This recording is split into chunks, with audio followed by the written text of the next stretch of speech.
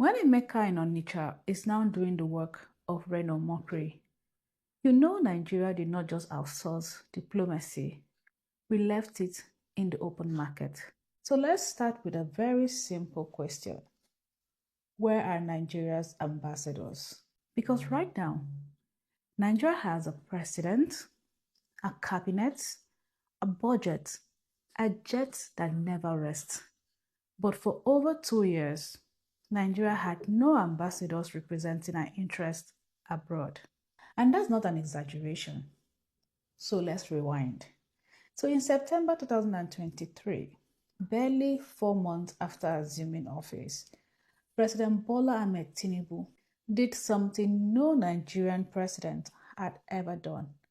He recalled every single Nigerian ambassador, career diplomats, political appointees, everyone. Over 100 diplomatic missions worldwide were left without ambassadors overnight. The explanation was to reposition Nigeria's foreign service for world-class efficiency. That sounds very noble, but nothing says efficiency like empty embassies. And so these ambassadors were given 60 days to pack up. The deadline was October 31st, 2023. And after that, silence followed. Nigeria, Africa's most populous country, operating on the global stage without any representative for 2 full years. And the justification we kept hearing was the president's desk is busy. Fair enough. The economy was collapsing, fuel subsidies removed, Naira in a free fall, and insecurity was everywhere. So foreign policy had to wait. But here's the problem. Foreign policy does not wait for you. So while Nigeria waited, the world continued to form opinions, policies, and responses without Nigeria in the room. And this is where it gets embarrassing. At late 2025, foreign leaders reportedly started asking, where are Nigeria's ambassadors? Only then did the movement begin.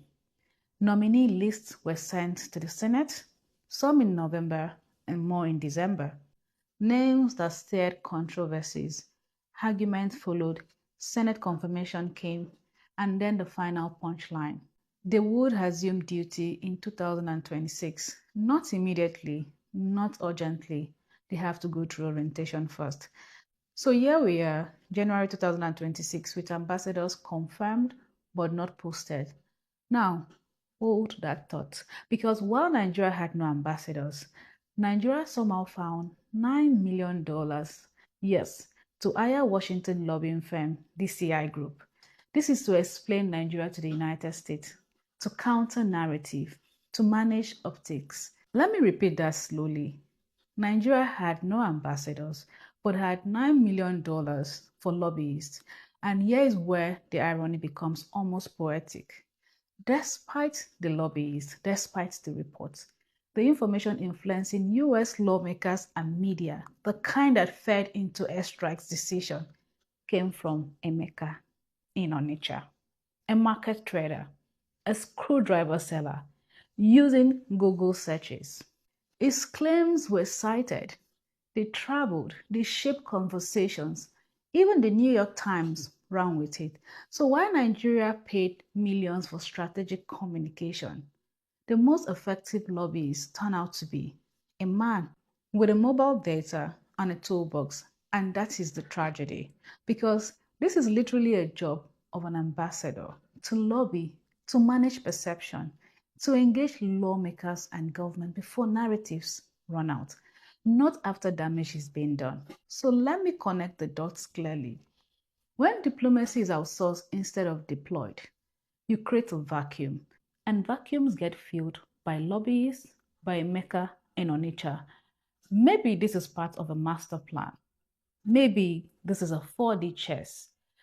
Maybe the president is too busy that the world must wait. Or maybe foreign policy was simply pushed to the bottom of the list. Either way, the result is the same. Nigeria spoke late, paid more, and still lost control of the story. Because as long as Nigeria keeps empty seats abroad, Emeka in Onitsha remains our most effective foreign policy tool. It is an indictment of a system that abandoned diplomacy, then paid millions for what ambassadors are already trained to do, and at the very least, deliver better structured propaganda than Google searches from a market stall. It is a truth at a time. Take care and have a nice day.